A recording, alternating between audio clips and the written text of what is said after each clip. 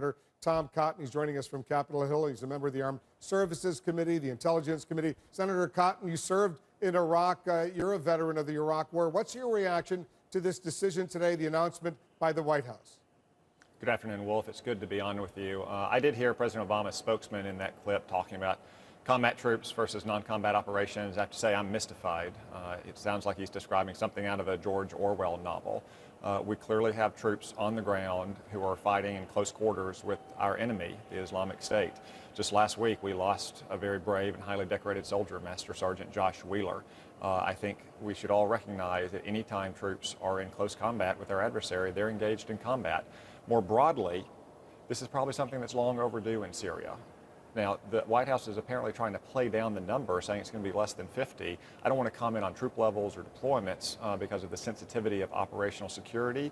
But in the end, part of strategy is matching means to your goals. The president has the right goal, and he has, since he's finally realized last year that the Islamic State was not the JV team, but he's consistently not given the means necessary to achieve the goal of destroying the Islamic State. There haven't been enough troops on the ground to advise and assist the Iraqis and the Kurdish Peshmerga in northern Iraq. There haven't been enough aircraft conducting enough bombing raids. Authorities to conduct those attacks have been too limited. If we want to defeat the Islamic State, we have to match our resources to that goal.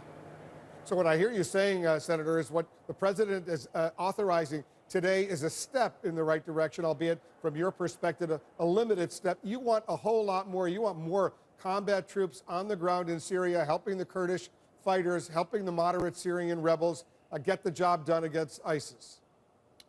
Well, Wolf, in the end, conditions dictate the numbers. The president has a bad habit of dictating a specific number for troops, whether it's in Iraq or Afghanistan, now in Syria as well, absent the conditions on the ground. What we should do is give our commanders the tools that they need, whether that's personnel, aircraft, legal authorities, or so forth. A lot of these troops, remember, are not going to be frontline trigger pullers and door kickers. They're going to be helping the Iraqi army develop the kind of professional abilities that our army has to make sure that they get bullets from warehouses to the front line so their own soldiers aren't running out of ammunition, to make sure that they have the proper understanding of how to call for close air support from our coalition aircraft. But it's the conditions on the ground that ultimately dictate the resources that we need to put towards our goal of defeating the Islamic State. I don't think the president gets that yet. How worried are you that, albeit a small number of U.S. troops will now be on the ground in northern Syria, given the much larger number of Iranian troops on the ground in Syria, the much larger number of Russian troops on the ground in Syria, let alone Bashar al-Assad's regular army and all the other competing militias that are fighting over there? These American troops who will go in on the ground could be endangered.